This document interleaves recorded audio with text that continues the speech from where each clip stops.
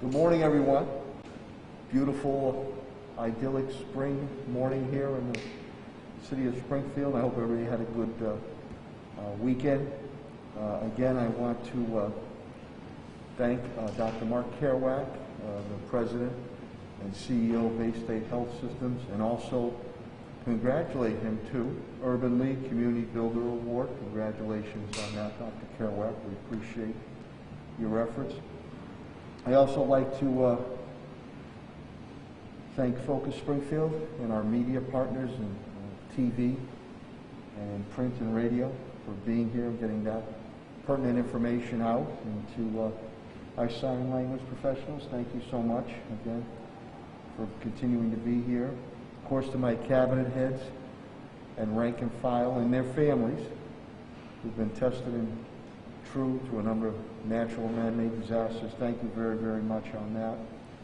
And of course to each and every one of you, the residents of the city of Springfield, our business community, for your patience, cooperation, and being able to collaborate together as we move to defeat this COVID-19. Your understanding is deeply appreciated. We're getting there. I know it's frustrating, and the fatigue at times sets in, but we need to keep our eye on the ball moving forward. Before we go into the statistical aspects of COVID-19 and some brief updates pertaining to my cabinet heads, I'd like to hold a moment of silence for two individuals. One, Pastor Stephen Williams' lovely wife, Denise, who fought a valiant battle, and to Duggan Academy educator, Mary Ann Fitzgerald. She too fought a very, very valiant battle till the end. Courageous battles they both fought. May God rest their souls. I'd just like to take a moment of silence again for Mary Ann Fitzgerald and to Denise Williams.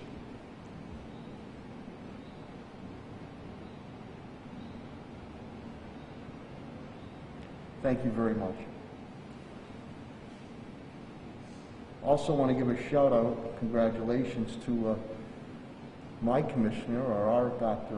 Anthony Fauci, too. We got a number of Dr. Anthony Fauci's here with Dr. Kerouac and Dr. Bruce. Helen Colton here. She is also an Urban League Community Builder Award. So Helen, congratulations on that, and appreciate your continued efforts.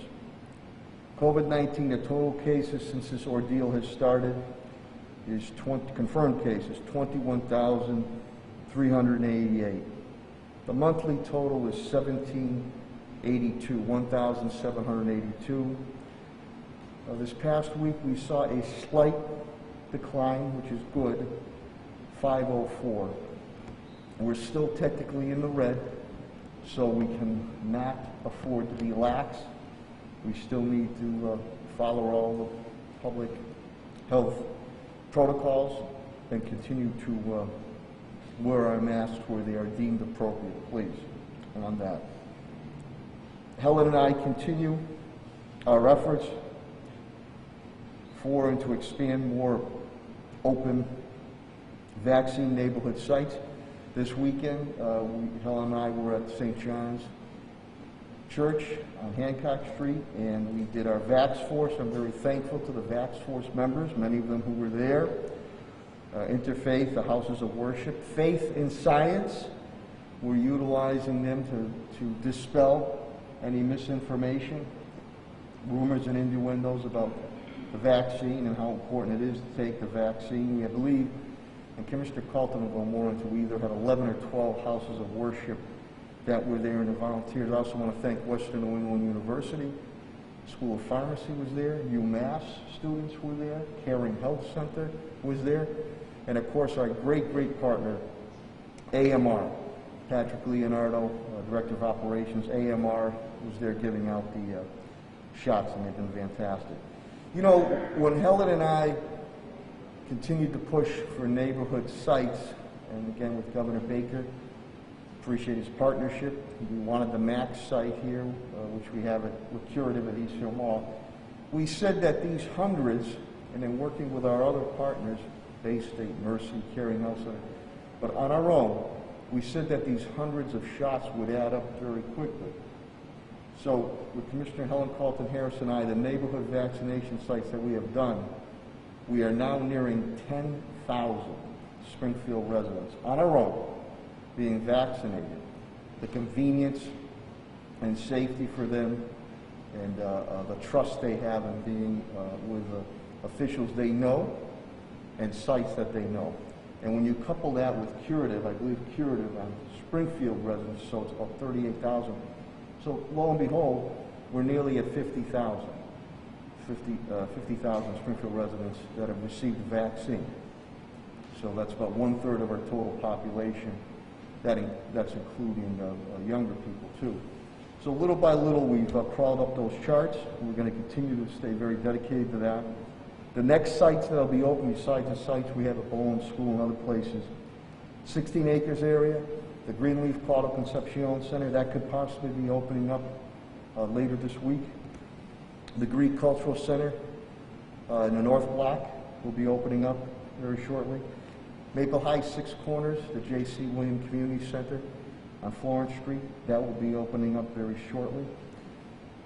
Oasis Food Pantry with John Foley in cooperation with Sedesco and the Food Bank of Western Massachusetts has officially moved. They started this past Friday up at the Eastfield Mall, the old Sears Automotive Building, which stands alone just before you get to the mall there. So they're there every Friday now.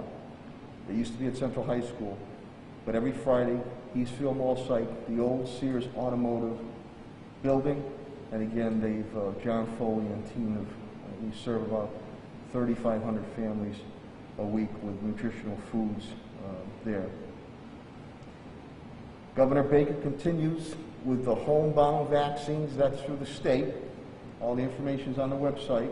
If you are homebound and need a vaccination shot, they have a way to facilitate that for you. I know BHN, who we've partnered with, is doing some too. We continue to deliver meals to our seniors who are homebound, and that has gone well. The telephone banks, I was telling Helen earlier this morning, I can't say enough. Health and Human Services crew, the library crew, Elder Affairs crew, Molly Fogarty, Sandy Federico. People tell me all the time how well they feel when they're able to converse with somebody that's able to traverse them through signing up for those vaccine shots and how comfortable they feel. So you can't put a price tag on that. We continue the curative, the mass vaccination site at the Eastfield Mall with Governor Baker, and that has gone very smoothly. Stop the Spread, again, with partnering with AMR and Patrick Leonardo, Director of Operations of AMR. Testing continues at the Eastfield Mall, and that has gone very smoothly. Some basic, quick updates. Again, it was very heartfelt. We did another house dedication for Habitat for Humanity at 39 James Street. Anna Castro and family. She's in the medical field, single mom. This is the third house we've done just on James Street. And it was very heartfelt. And you have another good family going into a good house, which strengthens that street, strengthens that neighborhood. Had the pleasure of being with Governor Baker, Lieutenant Governor Polito. We celebrated Earth Day at MGM. Again, a major award that they received, the National U.S. Building LEED Green Award, Platinum Award. So MGM once again shows that they're not only, they have concern for the environment, not just the bottom line in the budget. So congratulations to Chris Kelly and crew, but that was last week. We continued to celebrate Earth Day last week with the MVP grant, and that was Under Secretary of Environmental Affairs. Dan Seeger was here, and the forestry, the money we were able to receive, we're doing our forestry division area to put more trees out and more seedlings with Pat Sullivan and greenhouse that we're able to put up in the old Camp Seco area off Trafton Road, now Camp Angelina Camp Star. AMR Patrick Leonardo will be with him this week. Again, the Earn to Learn program. We're deeply appreciative. They are taking residents, and a huge percentage are Springfield residents, that while you're being trained to work for AMR, you're being paid, and you're about guaranteed to receive a job. So it's a win-win-win across the board, so we look forward to doing that, and shout out to Dr. John Santoro, too. We appreciate that. We'll be honoring the National Division I hockey champs, Pope Francis High School. I believe this Thursday will be at Pope Francis. Again, that's a first for the city of Springfield, but winning the D1 National Hockey Championship, the hell of a run they have there. Arbor Day comes at the end of the week with Pat Sullivan and Forster Alex Sherman. We always plant a tree. We'll be planting a tree at Bowles School, and this will be in memory of a former teacher there, Lynn Ainsworth, God rest her soul. And of course, I will be wearing that trademark wooden tie made by John Bilodeau of the Parks Department. On the police front, Commissioner Clapper indicates to me that there's only one down with COVID-19. Relatively, I'm knocking on wood, quiet weekend. Our DOJ meetings continue. We got another good meeting with Judge Ireland early Friday morning. And we'll be meeting with DOJ again this week. But the big news and the very heartwarming news, because you hear a lot of negativity pertaining to police departments across the country, some brought upon by themselves, other times not. 3 officers, and this is what our men and women in blue do, day in and day out. Not looking for any pats on the back, not looking for any accolades, just doing their job for the betterment of the community. But officers Francisco Luna, Josue Cruz, Luis Delgado saved a 3-month-old baby who was not breathing. Brought that baby back to life. The baby's doing well. I happen to know, found out just late Friday evening, the baby's grandfather too, and he was so appreciative. So again, to Officer Francisco Luna, Officer Josue Cruz, Officer Luis Delgado, from the bottom of my hearts, our hearts, thank you. Thank you. You saved that 3-month-old baby's life, and that's what our Springfield Police Department stands for. Fire Deputy Mike Hess is here representing Commissioner B.J. Calvey. There is nobody down with COVID. Yeah, it's a quiet week, which is good. It'll be a short report. They continue to move to try to vaccinate more individuals in the fire department, move the percentage up. Pinch hitting for Director Chris Signoli is Deputy Director Greg Superno. He indicates to me COVID-19, nobody down, which is good. Pothole season, and Greg indicates to me, get 311, call 311. We have our crews, they will go out there, please. Street sweepers continue to hit our neighborhoods. Yard waste is continuing to be picked up. Again, yard waste is picked up on your recycling day. Yard waste is picked up on your recycling day. Traffic light technicians, again, we still need that, and it doesn't hurt. We're always looking for CDL drivers, though I thank the media. We put the word out, and we've been able to get some CDL drivers to come in. Superintendent Dan Warwick indicates to me the meals that we have served since the start of this COVID-19 coronavirus pandemic now number 7,176,407. That is breakfast, lunch, and dinner. Weekend, we gave out nearly 60,000, 59,261. Schools continue. They've opened up very well. I think the superintendent will indicate to you today that the 7th and 8th graders have started today. Spring sports have opened very well. Again, I want to thank Athletic Director A.D. Dwayne Early, there's Jeannie Clancy, and of course Commissioner Helen Colton Harris and Assistant Superintendent Lydia Martinez. Bless you.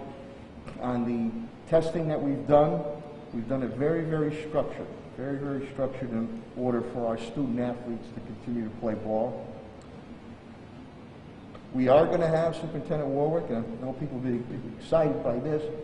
We will hold high school graduations.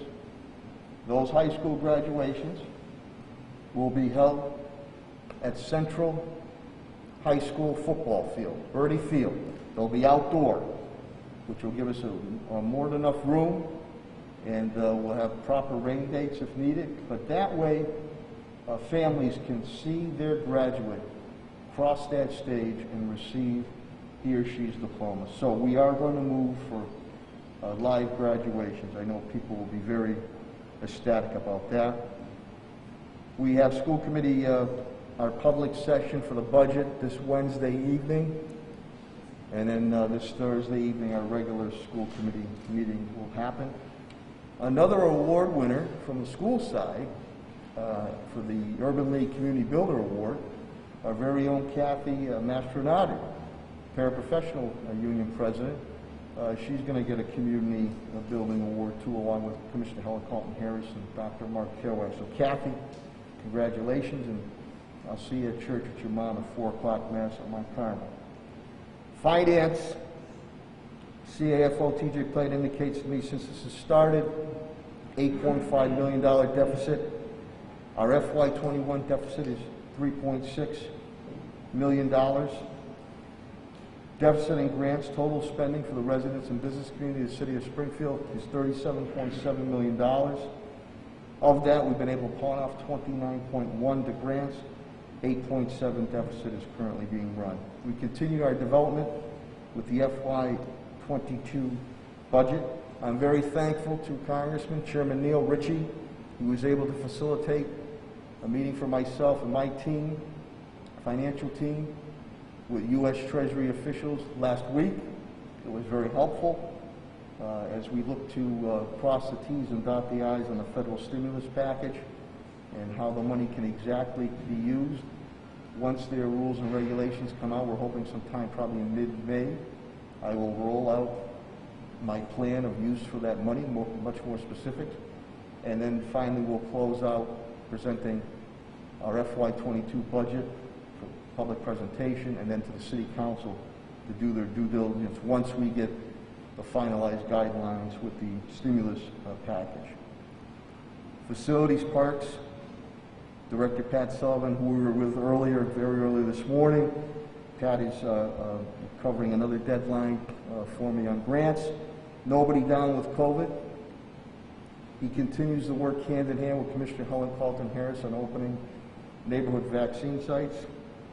Forest Park, no issues at all, was packed. Saturday, went by there late Saturday afternoon, and the line waiting on Sumner Avenue to get in there, and it was great. A lot of families there, no issues whatsoever. Of course, we have the Sheriff's Patrol with Nick Kochi and the patrols with Mr. Clapper, no issues whatsoever. Pat continues to work very closely with Superintendent Warwick.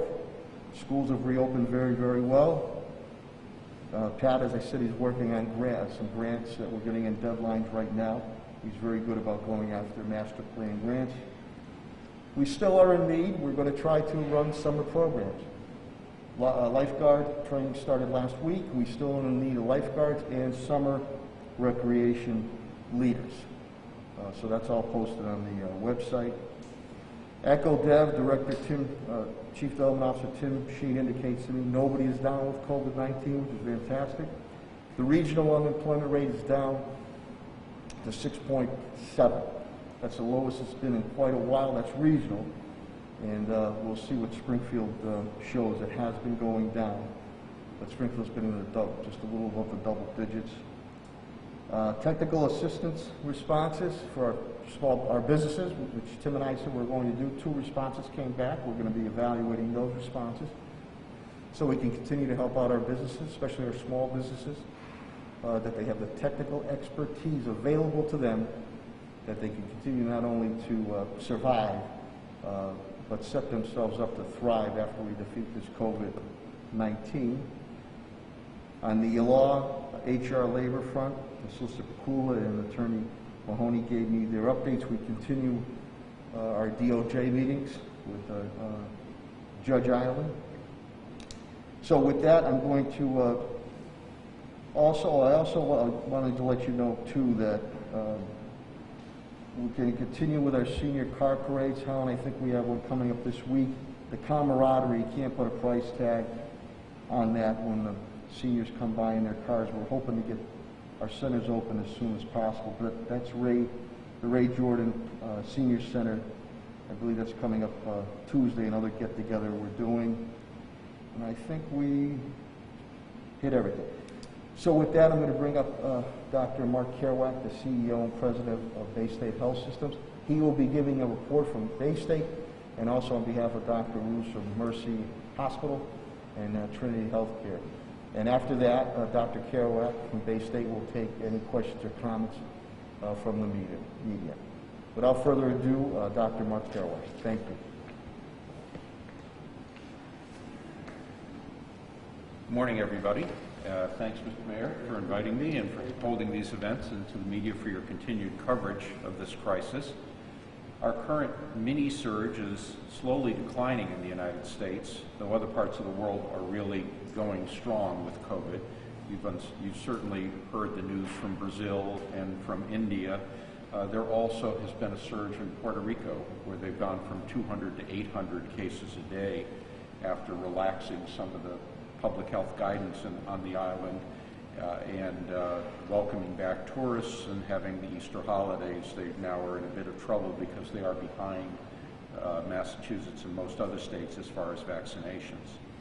Across the United States, new case rates have declined. They got as high as 70,000 a day. Now they're in the low 50,000 a day range, so things have been steadily going down. There are some states that still are surging, including Michigan, Florida, Colorado, Pennsylvania, New Jersey, and Maine within New England. Cases are predominantly in younger people, predominantly in the unvaccinated, and the majority virus that's circulating right now is that UK variant. In Massachusetts, our 7-day average has been on the decline, coming down to about 1,100. Deaths have come down quite a long ways, from about 30 to less than 10 every day, and hospitalizations have fallen below 700. So these are all very favorable trends, although they are more marked and more brisk downturns elsewhere in the state. Hampden County is on the decline, but we are still going down more slowly than most other counties, so we're still number 2 as far as the new cases on average per day. Happy to report that only 7 towns in Western Mass are now in that red zone, but they do include Springfield, as well as Holyoke, Chicopee, Ludlow, Hampden, Palmer, and Southwick. Bay State health numbers are holding reasonably steady. They have over the last 4 to 6 weeks, in the 70s. This morning, 78 patients across our system, 59 in Springfield, 19 in our community hospitals, 17 in critical care, a test positivity rate of 3.16%. I noted a story today that that focused on that 17 patients in critical care. Clearly that is an uptick, but it's important to remember that looking at critical care numbers, you're looking backwards at cases that happened 2 or 3 weeks ago.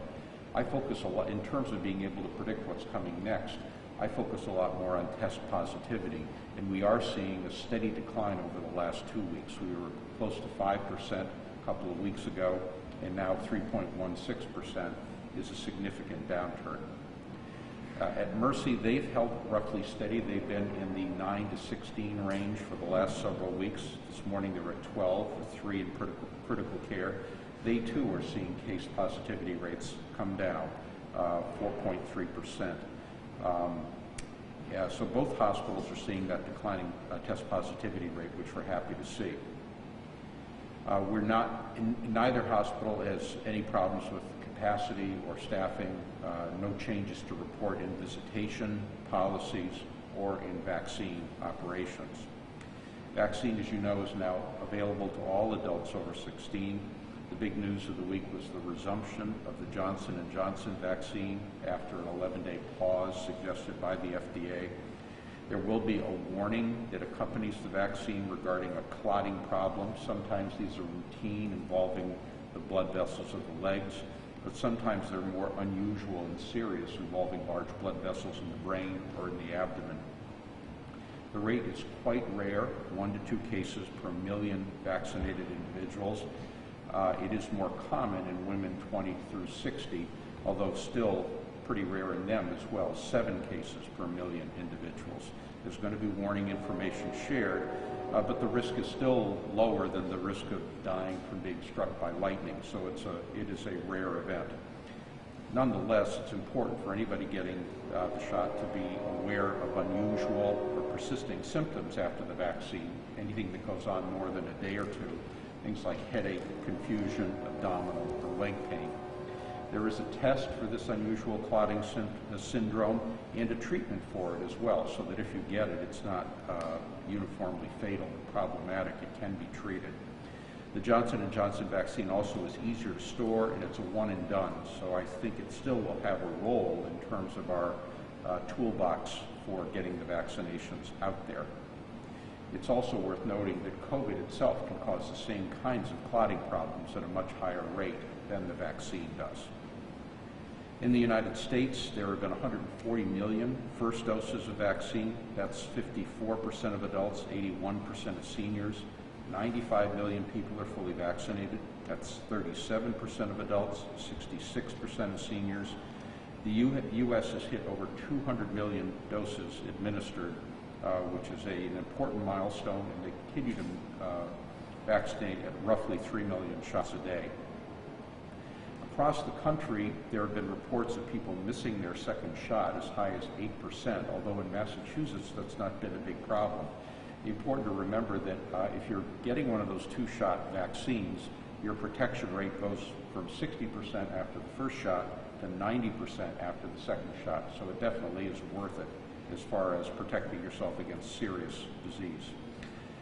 Massachusetts has administered 5.5 million doses, 3.3 million folks getting at least 1 shot, and 2.2 million being fully vaccinated. The rate is picking up steam, which I was happy to see. It averaged 75,000 shots a day last week, and there were a few recent days over the weekend where it was over 100,000 shots a day. Most of the increase is coming from the retail pharmacies. There are now over 800 retail pharmacies that are administering shots. Chances are there's one near you. I'm also quite glad to see more clinics happening in Springfield under Commissioner Pelton Harris's leadership, as well as a site coming online on the west side. As far as Bay State and Mercy go, we continue to be sort of steady with respect to our vaccine administrations. Bay State continues to get 4,500 first doses and second doses of both Pfizer and Moderna. Mercy gets 1,100 doses of Pfizer each week. We also are sitting on, or at least were sitting on until recently, about 4,000 additional Johnson & Johnson shots that were earmarked for Hampden County, and we will be setting up clinics to administer those as well with those warnings that I had mentioned before. You will be seeing more of our public relations, public information campaign having to do with vaccine hesitancy. These are featuring 3 of our young infectious disease physicians talking about why they got vaccine, and it'll be out on billboards, print, radio, TV. They'll be doing town halls as well. So I'm grateful for them for putting in the time to encourage people. There also has been some very strong data coming out of the CDC of 35,000 pregnant women who have received vaccine with no untoward side effects. Over the weekend, there was some press for Bay State's so-called long COVID clinic. This is for patients who continue to have lingering symptoms more than 8 weeks after infection. We estimate that might be as many as 10% of folks who are infected. And there are things like being short of breath or fatigued or having a rapid heart rate with very minor exertion, dizziness, as well as confusion, memory problems, word finding, etc. These symptoms almost all get better in almost all individuals over time, and there is some early data that getting a single shot of the vaccine may accelerate people's improvement. We are using a multidisciplinary approach for this clinic with individuals from pulmonary neurology, behavioral health, physical therapy, etc., working together as a team. And if you are having symptoms after being infected that have gone on more than 8 weeks, I would probably recommend you start with a primary care doctor evaluation. He or she may decide to refer you to this clinic. There's also good data coming forward on what happens with regard to infections after vaccination. They are very rare. The data from the U.S., after 77 million folks vaccinated, there were only 5,800 infections. That's less than 1 in 10,000, and only 400 hospitalizations. That's about 1 in 100,000. And even those folks who do get vaccines are more likely to have no symptoms and very low rates of viral shedding, so they're not as contagious. So that's really good. So in summary, the greater Springfield area still is in a red zone, so there is still virus around. As the mayor noted, we are still working to get ourselves over the hump and get to the majority of citizens of Springfield immunized. And I expect that that will happen given the rate we're going over the next few weeks or so. In the meantime, certainly I would strongly urge people who are eligible, which would be any adult, to register to get vaccinated and to continue doing the usual stuff we talk about every week, wearing masks, observing social distancing, and avoiding larger gatherings, particularly indoors. Mayor, thanks for the opportunity, and I'd be happy to answer any questions.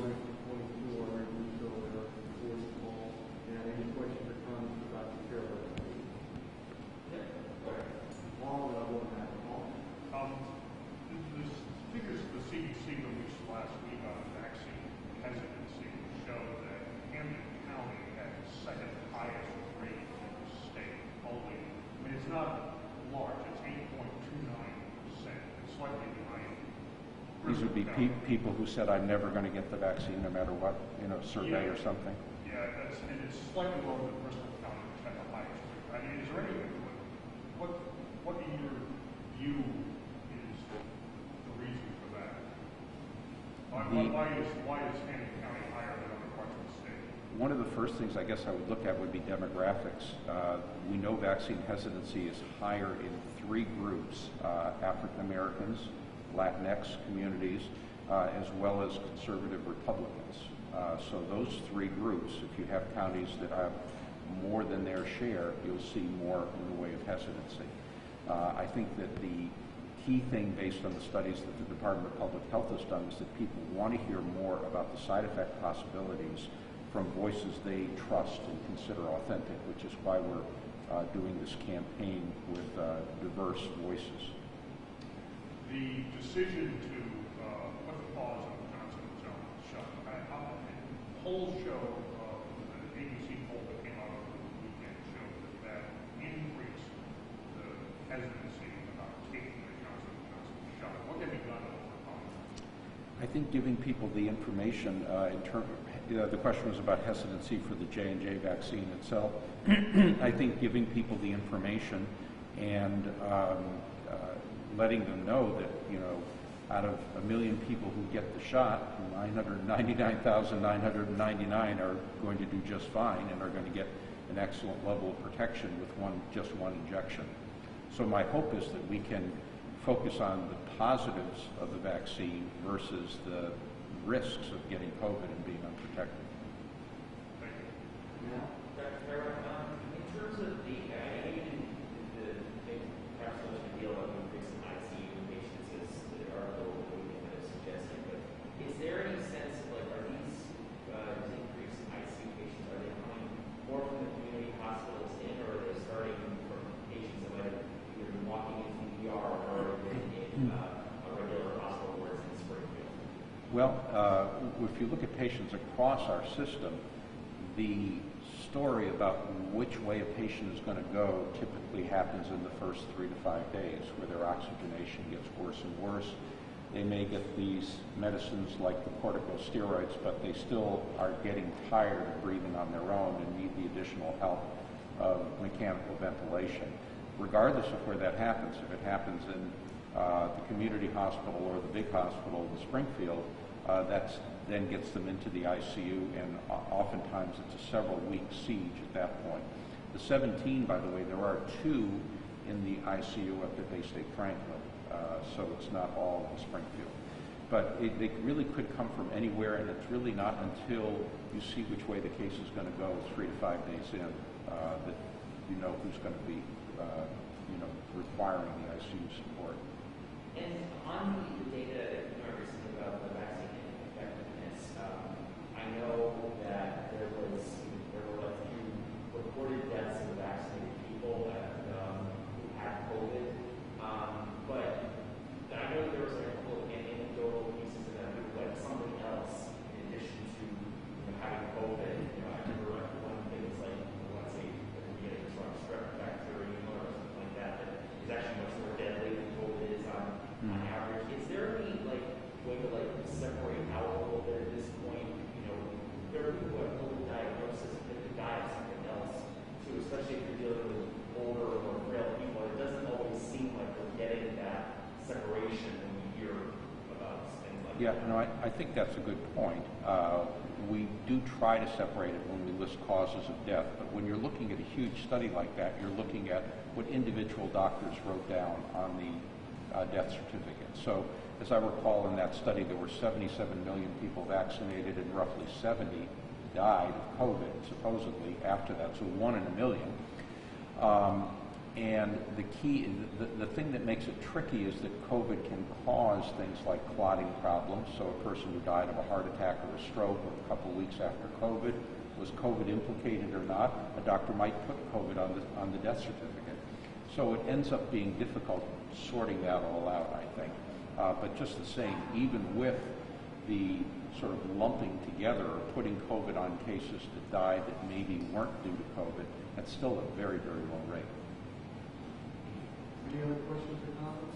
Actually, just a quick follow-up on this question on the ICU. Are you, in the critical care, are you seeing an increase in the younger, unvaccinated people that are ending up in critical care? Yes, we are seeing younger individuals. Many times they might have a comorbidity. They might be obese, they might be diabetic, etc. But there are individuals who are otherwise apparently healthy that can wind up requiring critical care. And because this is somewhat still a mysterious disease, there's nothing that's 100% about it. You can say that older individuals are more likely to get sick, more likely to require critical care, but that doesn't mean you never see it in younger individuals. So Dr. Harris, for a follow-up on that, what would you do for advice to do? Because one of the things I've heard is sometimes younger people put off going to the hospital, and that's why they end up in the ICU if they have COVID. What advice do you give people to be on the lookout for symptoms that might say it's time to seek, a hospital or urgent medical care, with or without a COVID diagnosis? Yeah, I think that people who have flu-like symptoms, that is the clue, of course, that you might have COVID. So fevers, chills, aches, tiredness, the usual things that you might get with the flu, a cough, etc. That is your signal that you ought to slow down, go to bed, get yourself tested to see if indeed you've got COVID. The things that would mean time to get to the hospital would be if you're having troubles with breathing. I would advocate that anybody, that people might want to invest in one of those little $20 pulse oximeters that you put on your finger that measures your oxygen pressure so that you can tell if it's declining. And that would also be a warning sign that you need to get to an emergency room to be evaluated. Any other questions or comments? We'll hear your topic here. Thank you very much.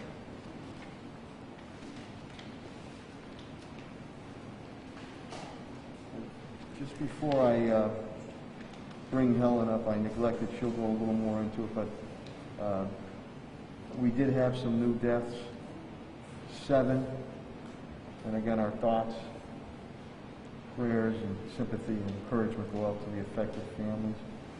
That brings our total deaths to 246, 99 which are of white, 40.2%, 55 which are black, 22.3%, 85 which are Hispanic, 34.5%, and 7 Asian, 2.8%, Again, the long-term care facilities have stayed very stagnant, which is good, 60.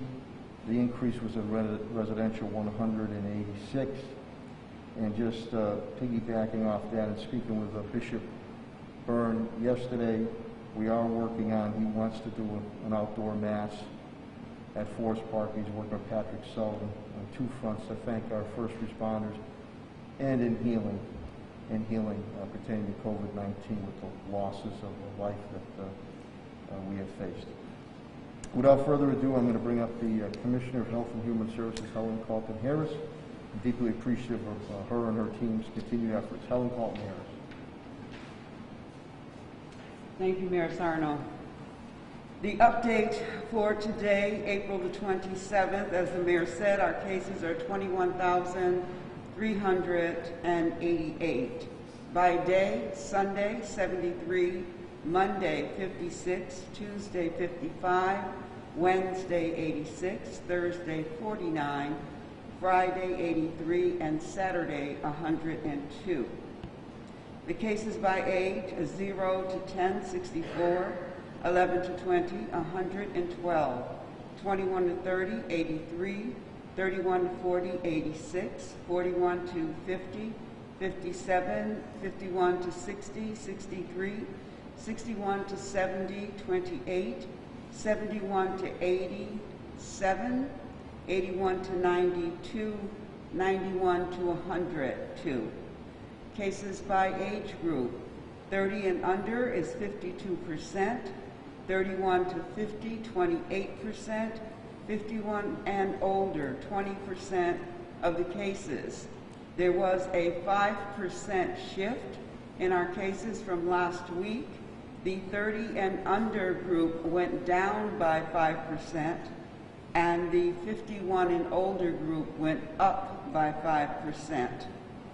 The cases by zip code, 01, 4, 1%, 03, 10, 2%, 04, 13%, 05, 45, 9%, 07, 45, 9%, 08, 81, 16%, 09, 133, 26%, 18, 31, 6%, 19, 39, 8%, 28, 2, which is 0%, and 29, 14, 3%, 51, 33, 7%. The cases for the last 6 weeks, March 14th, 310, March 21st, 546, March 28th, 486, April 4th, 521, April 11th, 548, and this week, April 18th, 504. We had a decrease of 44 cases this week over last week. As the mayor indicated, we have experienced deaths in our community. These deaths happened over a period from March the 29th, 2021 to April the 14th, 2021. A 63-year-old Hispanic female, a 63-year-old Hispanic male, an 83-year-old black female, a 78-year-old black female, an 84-year-old black female, a 75-year-old white male, a 59-year-old Hispanic female. And as the mayor indicated, certainly our thoughts and our prayers go out to each one of those families. We understand the devastation of a loss in a family at any age. The mayor indicated or talked about the clinic that we had on Saturday. The Interfaith Clinic at St. John's Congregational Church was very successful.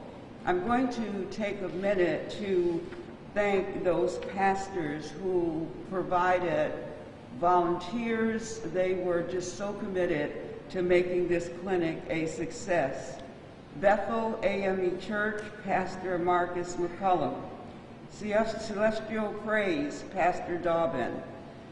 Deliverance Center, Church of God and Christ, Pastors Mark and Janetta Bayman. Muslim Mosque Community in Springfield, Dr. Kamal Ali. Holy Trinity Church of God in Christ, Pastor J.P. Morgan. Iglesias de Dos Pentecostal, Pastor Ramon Arce. Odres Nuevos, Reverend Elsie Sanchez. Restoration Worship Center, Pastor Serrano. Solid Rock, Bishop Curtis L. Scher, Pastor. St. John's Congregational Church, represented by Deacon Wesley Days. TMC, Pastor Paul Medina.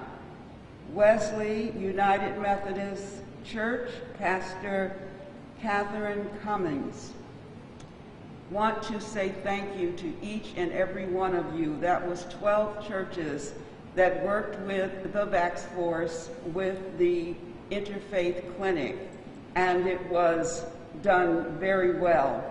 Other thank yous go to Dr. Sarah McAdoo and her Perch students at the University of Massachusetts, Western New England College School of Pharmacy, Dr. Madison. Jose Claudio, New North Citizens Council, had many volunteers there. There were many individuals who came, stayed. We were there for a good part of the day, and we're really excited about being able to get vaccinated. Last week, we did second doses in 5 places. Tuesday at St. John's Congregational Church, Thursday at the South End Community Center, Friday at Harena School. BHN did second doses as well. Saturday, second doses at Bolin. And we did, as you just heard, the first dose clinic at St. John's Saturday. Our PSAs, our public campaign to help get individuals motivated to be vaccinated will drop this week. Our campaign is I Want a Shot at, and those PSAs will go live this week. I want to thank Springfield Public School Athletic Director Dwayne Early, who organized some students with us to do PSAs, and that's important because we do want to target younger people. So those PSAs will drop. Our billboards will also be going up shortly. This is an all-out effort to reduce vaccine hesitancy. Vaccine distribution, or those individuals who are getting shots in arms, are dropping nationally. So we want to make sure, at least in our area, that we are absolutely paying attention. Everyone can get vaccinated over the age of 16. Now, we usually have Moderna, and that's over the age of 18. I just want to reiterate that because we did have some 16 and 17-year-olds show up on Saturday, and we were not able to vaccinate them because we are using Moderna. I anticipate that we will be standing up a clinic with J&J doses this Friday at Greenleaf if the building is ready, but that link will be up on our website when we make the final decision. So we are moving towards, as the mayor said, the neighborhood clinics and trying to put clinics in places where we believe the residents are anxious and wanting and needing vaccine. I want to just say kudos and thank you to Friends of the Homeless. There was a scientific paper in the American Journal of Public Health Review that worked with urban homeless shelters, and it talked about best practices. And the City of Springfield, Friends of the Homeless, the Rescue Mission, put those best practices in place even prior to knowing that they were best practices. For example, having individuals sleep head to toe, making sure that there was the physical distance. Though we did have a slight outbreak, a very small outbreak, in our homeless centers, for the most part, those numbers have nowhere neared other parts of the state. So we are very appreciative of Friends of the Homeless and our partners who are doing an excellent job of keeping individuals safe. We continue to test at Friends of the Homeless. We did get a grant that allows us to do testing, and so AMR is there, and they are testing those individuals in that environment as well. So we just want to say thank you. We look forward to opening up more clinics. We expect that that will continue to happen. The mayor has made a neighborhood commitment, and we're following through, making sure that we have sites that are safe. You cannot just put a clinic, or let me say, the city of Springfield will not just put a clinic in any facility without understanding that it is set up to be able to receive individuals, that it is safe as far as the airflow is concerned, and that there is sufficient space. So we'll continue to scout those out. Lastly, I want to thank Dr. Sly Douglas from Curative, who has been working very hard. He accommodated the city by opening up that neighborhood site, which is on the corner, it's home housing. It's on the corner of Bay Street and Oak Grove Avenue. They're doing a great job of getting individuals vaccinated as well. In speaking with him last night, we are going to work together to try to make sure we're getting the J&J doses out there and in arms as soon as possible. Right now, the city of Springfield has 1,100 doses of J&J. It was on pause. We are now able to use them, so we will be setting those clinics up shortly. Thank you very much, Mayor. And again, as Commissioner Colton-Harris indicated and Dr. Kerouac reinforced, we're using data, and these targeted neighborhoods really many a times go to the African American or Latino community to break hesitancy of taking the vaccine. The PSAs will be coming out shortly to reflect the community, to give them confidence to take the photo shot, any and all. And also, I know, Helen, we're working on social influencers too on that. But the St. John's, again, was with all the residents. AMR, you could give Oh, those sure. numbers for me. AMR on the testing. Thank you, Helen. This is like the Oscars. I mean, you're not supposed to. Has tested, and Patrick Leonardo, Director of Operations, is here. They have tested nearly 200,000 people, regional area, 188,331. Springfield, nearly 84,000. Springfield residents, 83,058. And positives of that, out of the 188,331, were 17,236. So the AMR, again, and Patrick Leonardo, Director of Operations, we thank you very, very much. So again, with Helen on neighborhood clinics, we're keyed in on where low vaccination rates or hesitancy is, and we're hammering away on that, but we're starting to expand in other areas of the Springfield area. So appreciate Helen's and her team's efforts. With that, I'm going to bring up the Superintendent of Schools, Daniel Warwick, and his team have done a great job and a lot of good things going on moving forward. I'm just waiting for the superintendent. I think he was doing an interview. Superintendent Dan Warwick will be coming up shortly. He has a lot of updates for you. The reopenings have gone very, very well. And again, the exciting news that being able to do high school graduation. So without further ado, the Superintendent of Springfield Public Schools, Dan Warwick.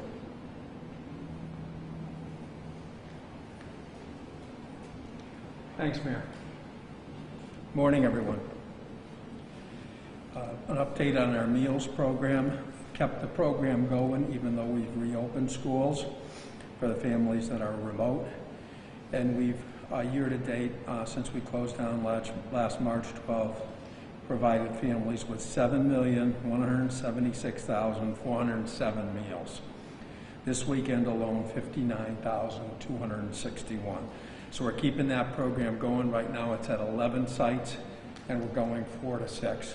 When we come back to school full, we'll probably go down to fewer sites, but we'll again keep offering the program, and we'll have an offering in every major neighborhood in the city. DESE, COVID positive numbers. We have reports from 2 different week periods, 4/5 to 4/9. We had 27 students and 8 staff. 4/12 to 4/15, we had 49 students and 8 staff. Remember, that's out of 25,000 students and 5,000 staff, so the numbers have been low so far. The next report, the DESE report, will be 4/15 to 4/28 due to the vacation week. School reopening, we started grades 7 and 8 today in a hybrid manner. On May 3rd, we're going to have pre-K to 5 go from hybrid to full opening. And on May 10th, grades 6 to 8, all of our middle schools, are going to go from hybrid to full opening. High school, we don't have a final date, but I'm expecting one this week, and I expect a full reopening in May. And again, we'll get you the date as soon as the commissioner comes out with it. Fall 2 sports were a big success, and again, thanks to our health commissioner and all the testing that we did. And we're starting our spring sports, and the testing has been very, very positive. We only have 1 case, and we're able to go forward with that.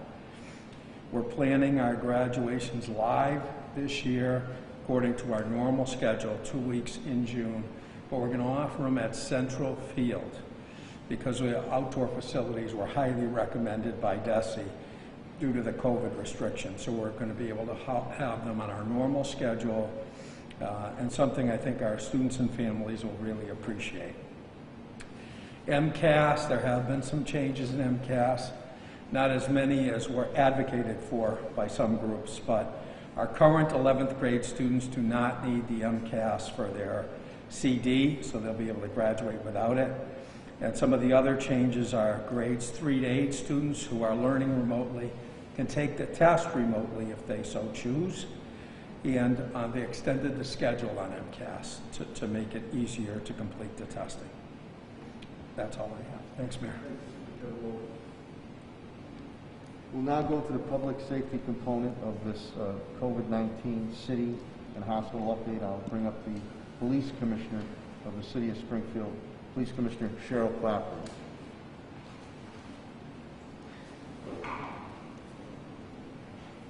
Thank you, Mayor. Good morning. The police department, as of today, has one officer out with COVID. We had a pretty decent weekend. We continue to work with the Sheriff's Department and patrolling Forest Park to make sure that's a safe, nice venue for the residents of the city to go visit. It was busy over the weekend, but there were no incidents at all. We haven't taken our eye off of the dirt bike problems. We are keeping a lid on that for our city, and then some of our neighboring and surrounding communities experienced an uptick. So we are meeting with some of the local police departments in our area, and we're going to put a joint push on that issue. I join the mayor in commending and recognizing officers Jose Cruz, Francisco Luna, and Luis Delgado on saving the 3-month-old baby. I think they exemplify the dedication and professionalism of every officer in the Springfield Police Department if put in the same circumstance. Thank you, Mayor. And again, pinch hitting for Fire Commissioner Bernard B.J. Calvi is Deputy Fire Deputy Hess, Mike Hess. Want to talk briefly?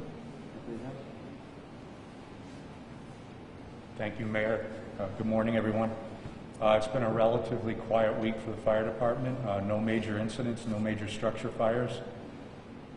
Currently, as the mayor stated, we have 0 members out with COVID, and we're at a 40% vaccination rate as of today. So that's an approximate number. About 40% of our members are vaccinated. And that's all I have to report this week. Thanks. Thank you, Mr. Thank you. We'll now get an update from the Department of Public Works pinch hitting for Director Chris Signoli, the Deputy Director Greg Superno. Greg?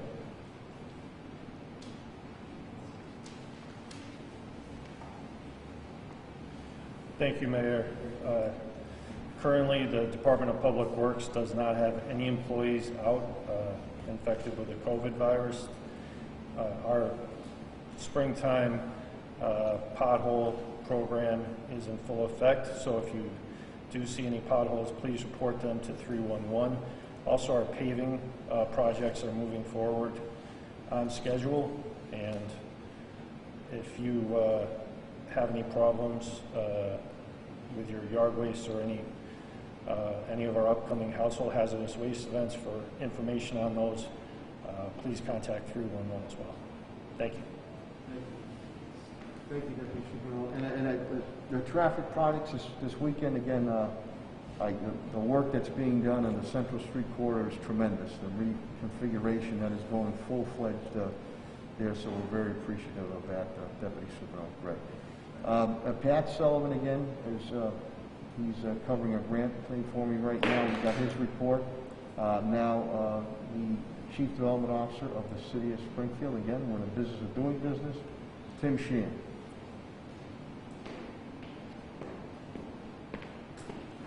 Thank you, Mayor. As the Mayor indicated, Development Services has 0 staff out with COVID. Last week, the metro unemployment rate fell to 6.7% from 7.3%. That's the lowest since the pandemic began. There were 2 responses to the direct technical assistance to businesses, New North Community Center and Valley Ventures Mentors, VVM. We will be reviewing those responses this week. The third-party outreach to businesses is critical to ensuring that our deployment of small business assistance resources are aligned with the needs on the ground. And I'm pleased to indicate that Fort Street work has begun last week to advance and improve the outdoor dining on Fort Street. So my understanding is that it's got about a week left for completion. Thank you. That outdoor dining work also includes the Worthington Street area on that. I gave you the brief update that Solicitor Papula and HR Labor Director Attorney Bill Mahoney. You received the financial update from my CAFO, TJ Plant. So at this point in time, I'll take any questions or comments you might have with my cabinet heads or myself. Yes, Paul? I have some questions for Commissioner Paul Harris. Sure. Helen? Commissioner Carlton Harris, please. Thank you, Helen. Yes. Commissioner, you said you did the second shots at the neighborhood locations last week. Was there any problem getting people to come back for the second shots? There were reports nationally over the weekend that about 5 million people just didn't show up for a second shot. What was the experience in Springfield? So the nationwide, they're reporting 8% are not showing up. Our percentage at this point was 2.5% or so. So we were not at the level that the national experience is. What do you do with the people who don't show? Is there some follow-up way to try to get them to take a second shot? Once we know that an individual has not shown up for the second shot, a telephone call and an email is sent to that person. So it's important for us to follow up. There could be many reasons, so we do that outreach. Given the success of the interfaith vaccination run this past weekend, any plans to do it again? I mean, after you do the second dose, obviously. We do not have immediate plans to do an interfaith vaccination clinic again, but we do have plans to work with those churches to make sure that around their neighborhoods and where their houses of worship are located, that they're able to outreach and perhaps get those individuals to come in. You mentioned that you have about 1,000 doses of the J&J vaccine that's been waiting for the pause to be lifted, which it now has been. Are you planning are you planning to use the J&J? I know some people talked about using it using it in mobile clinics, using it homebound, where it would be easier just to do one shot as opposed to try to schedule the second vaccination shot. So as I said, we have 1,100 doses, and I am looking at standing up a J&J dose clinic only at Greenleaf this Friday once I get facility clearance. I am also working with Curative, Dr. Sly Douglas, to figure out how we can perhaps transfer some of those doses over to the site where he is, Home City Housing. Curative did take 500 of the J&J doses for us the last time, and so we're working to think about how we can work together to get those doses in arms. So we are trying to develop a strategy. The expiration date for those doses is June 21st and June 23rd. So I've got a little bit of time, hopefully, to organize and make sure we're being effective with our strategies. But we will stand up clinics to get those doses in arms. The congregate care settings have been the most interested in being able to use J&J because of the one and done, and they don't have to chase individuals or worry about individuals coming back for that second dose. And just a question, Pat's not here today, but the issues come up about basketball hoops and parks. Can you address that issue, and what are the health criteria that you're looking at to determine when the hoops can be put back up?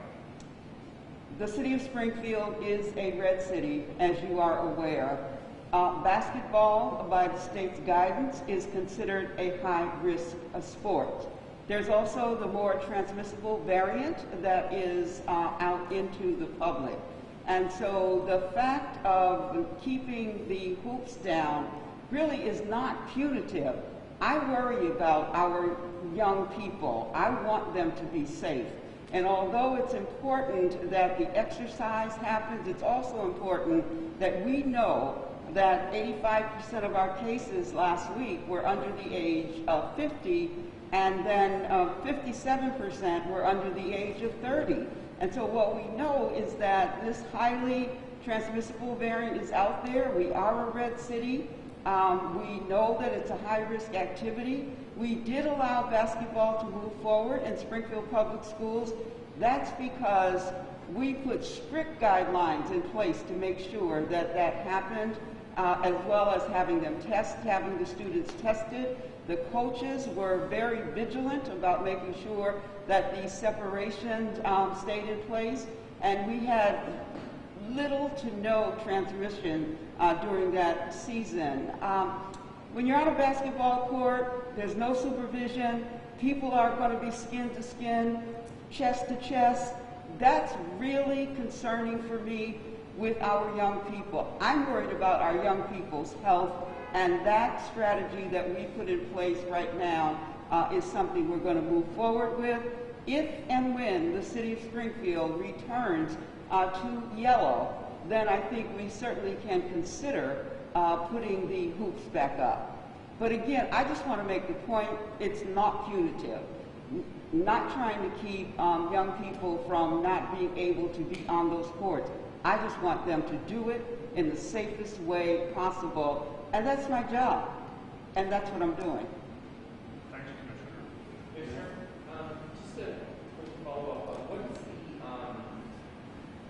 perhaps I missed this before, but the strategy to vaccinating the homeless? Is there anything you do to a vaccine, or you to clinics, or standing up clinics at the shelters? We know that there's been some efforts in other cities that target specifically this population. The shelters in the city of Springfield have partnerships with various agencies and organizations that are vaccinating. We will be reaching out in terms of the J&J doses because that's where the interest has been for those settings. And so we will be trying to make sure that those individuals have the opportunity to access J&J. Thanks, Matt, on that. Yes, and the J&J, again, one and done, very convenient. homeless population is transit at time, so to get one and done would be essential. And Paul, nice tie, Paul, by the way. On the with the hoops, Commissioner Helen Carlton Harris, again has indicated where you've seen the uptick in COVID-19 infection significantly has been on 30 and under. That is unstructured. What occurred at Adams Park, again, and we had to take the backboards now because they broke the backboards. They broke the backboards. I share Helen's thoughts. I don't want to see any of our young people become ill. And maybe just as importantly, they take that virus back to their parents, mothers, fathers, grandmothers, grandfathers, other family members there. So once we get into a steady flow of knocking down into yellow, and in consultation with Commissioner Helen Carlton Harris and Patrick Sullivan, our Facilities and Parks Director, we will relook at that. We're doing this for the health and safety of especially our young people. Basketball is a high contact sport. I don't think any one of those individuals, no matter what creed, color, or background, would want to be the responsibility of getting that COVID-19 and taking it home to a family member, especially an older family member. So this is not punitive in nature whatsoever. We're thinking of you. We want you to be okay. And again, what we've done structured with our hoop season, with Commissioner Helen Carlton Harris, Superintendent Warwick, Assistant Superintendent Lydia Martinez, AD Dwayne Early, and Nurse Jeannie Clancy. Very structured. Helen, I think we were testing 3 times, am I correct? Structured. Coaches, no issues whatsoever. That was structured. So to have these unstructured activities going on, which are much different than less physical sports that have been allowed under structure type aspects. So in no way, in which some of the media is depicting it, this is punitive. This is not punitive whatsoever. This is because we care about you, our young people, and our families. I don't think any young person would want to be responsible again for being, my grandmother caught it. My grandfather caught it from me. My mother or father. It's in the stats. 50-something%, 30 and under. You tack in 50 and under, it's hovering near 80%. So once we continue to defeat this COVID-19, we will relook at that situation. But again, on the Adams Park, which was a park that Commissioner Clapper and I and Pat Sullivan worked with Nancy Liederman, a Hall of Fame basketball player, Police Community Relations Park, beautiful court we put up there. They broke the backboards. They broke the backboards. So that's the reasoning why those backboards are down, because they're going to have to be repaired when we're able to put the backboards and rims back up.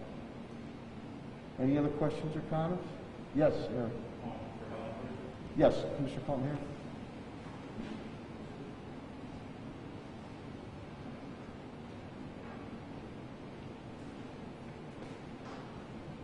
What would you say to a Springfield resident who still hesitant on getting vaccinated?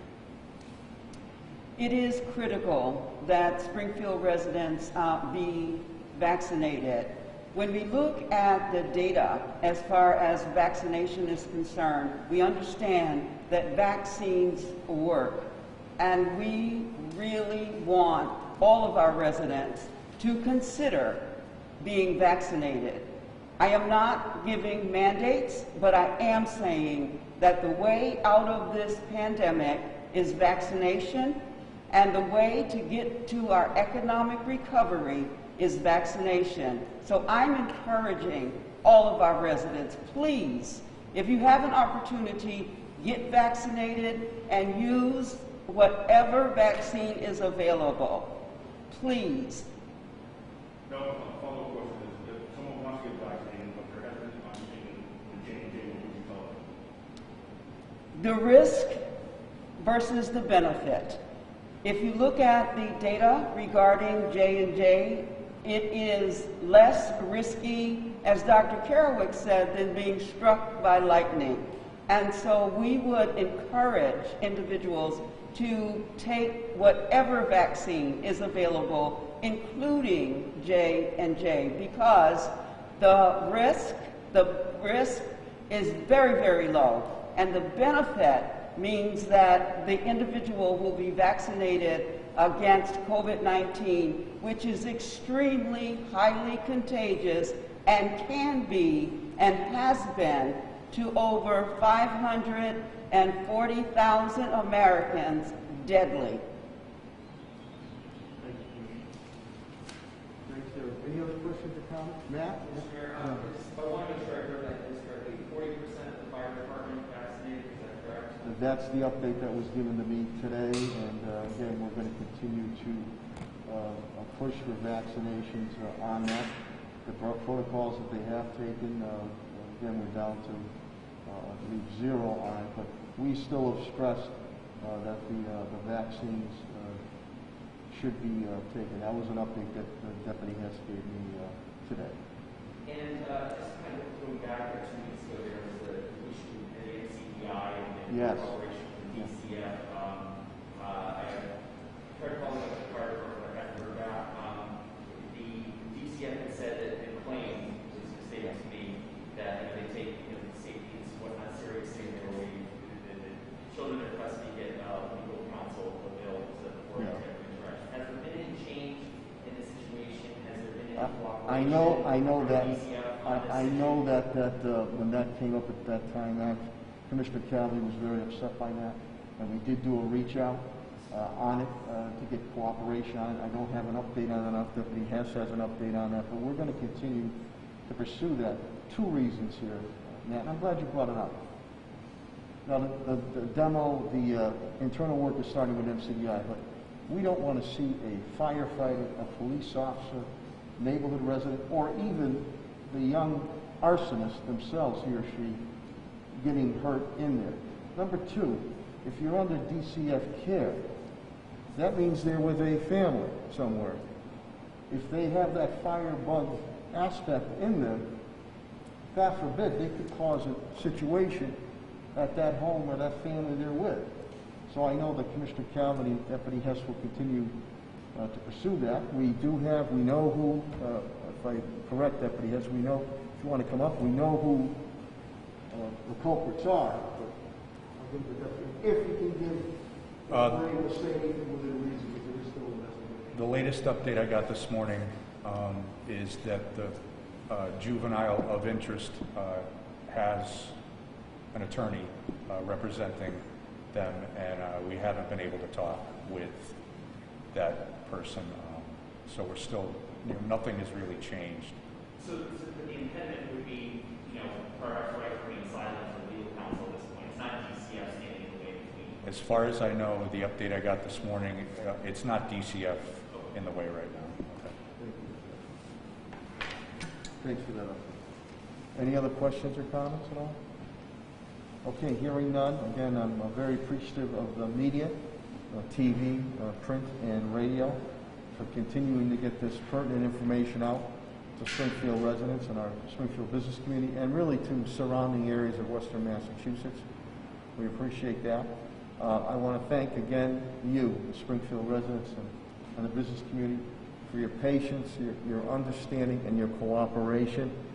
We are getting there. We will defeat this COVID-19, but we still are in the red, technically in the red. So that means we need to follow public health protocols and guidelines pertaining to medical and pertaining to the sciences. So that means, mask wearing is still essential to do that, especially when you're in public areas. The other thing, and Dr. Kerouac has stressed it to you, Commissioner Helen Colton Harris has stressed it to you, and even last week with Dr. Robert Roos stressing it to you. Please, please, please. The availability of getting a vaccine shot is there. We need you to take those shots, whether it's Pfizer, Moderna, or the one-and-done deal, J&J. You saw the percentage of that. For something to happen to you to be struck by lightning, minuscule. So the sooner that we can get more shots in the arm, shots in the arm, shots in the arms, and we're going to continue to do that through Curative, the mass vaccination site at Eastfield Mall, but even more importantly, Helen and I will continue to do it in the neighborhood site. The quicker we do that, the quicker we're going to be able to take these masks off. The quicker we're going to be able to put those basketball hoops back up. The quicker we're going to be able to give hugs. The quicker we're going to be able to get together and be with family members and friends to celebrate during events. The quicker we're going to be able to open up even more our economy. So please, we're going to continue to get information out there on any hesitancy of taking this vaccine. These conspiracy theories, again, do not solve medical challenges. Vaccines do. And you can think about all the other vaccines that have come along that have taken care of once deadly medical challenges of years and years ago. So, to each and every one of you, good health to you and your families. Go out and have a great day, and God bless. Thank you very much.